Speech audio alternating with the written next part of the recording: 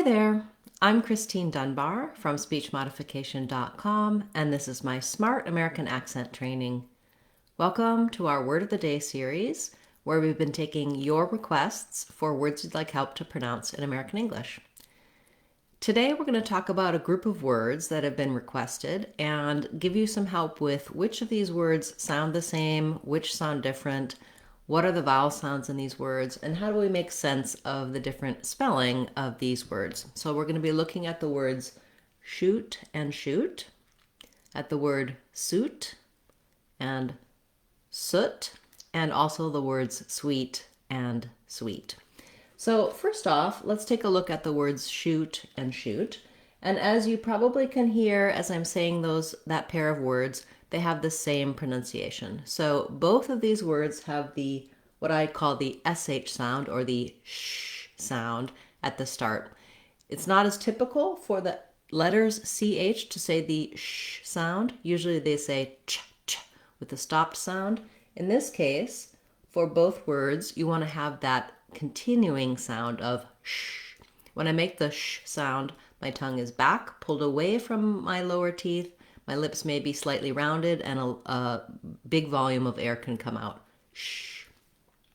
The vowel in this word is the vowel oo, which we often spell with the letters oo, and also sometimes with the letter u. So that's just a tense rounded vowel, oo. You can try shoe. So if you have no difficulty with the word shoe, you just add a T sound for shoot. In the word shoot, we do use the typical pronunciation for the T. So if I'm saying the word by itself, I may not say that T with a puff of air. Maybe not shoot, but just shoot with a stopped T. You can learn more about what T says in the beginning, middle, and ends of words in our Sounds of English course on SpeechModification.com. Looking at shoot versus suit, then the difference here is that in the word suit, we have the letter S and the sound S. So for some people, it's challenging to make a difference between the sh sound like shoot and the S sound like suit.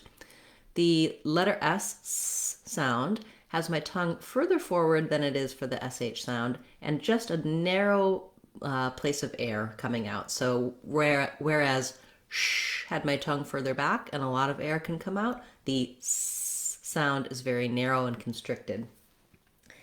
In this word, the oo sound, the oo vowel, is spelled with the letters UI. And so thinking of the pronunciation, it might help you to think oo suit. You can also pair another word like new and suit together because they have the same vowel. New suit and new shoot are both good ways to think of and remember that correct vowel sound. The thing that's misleading about rewriting suit with the two O's is that we do have a word soot that is spelled that way, which doesn't have the oo pronunciation. So moving from our suit, tense vowel, let's now look at the word soot that has our lax vowel. So this vowel here that looks like this in the dictionary, that's the IPA symbol, is the same vowel we have in words like push and pull and should and could. And we often, so we spell that with letter U, with letter OU, and letter OO. I call it the good book vowel. Those are typically OO spellings. But most of the time when we have OO, it does do this oo sound. So in the word soot, it's one of the exceptions to that rule. You might be able to associate it again with a word where you have that vowel more clearly for you. For example, push, soot, or pull, soot. The difference between the and the oo I explain in great detail in my Sounds of English course. This is one of the patterns that's challenging for many people. Most people have a tendency to do too much of an oo sound in a word like soot or book. So you can get more help for that in that course. Moving on, then we have the word sweet, which looks like suit in the first part of the word, but has a different sound. So not only does it have an E vowel, but also it has a glide sound, the W sound, which we often spell with the letter W. So there's no sound like soot in sweet. It's very different. And in fact, it has the same pronunciation as this word sweet, like sugar is sweet. This suite is like a suite of rooms, a group of rooms. And so for most people to pronounce sweet, to just visualize this sweet makes more sense to them because we often spell the E vowel with two E's or with an EA.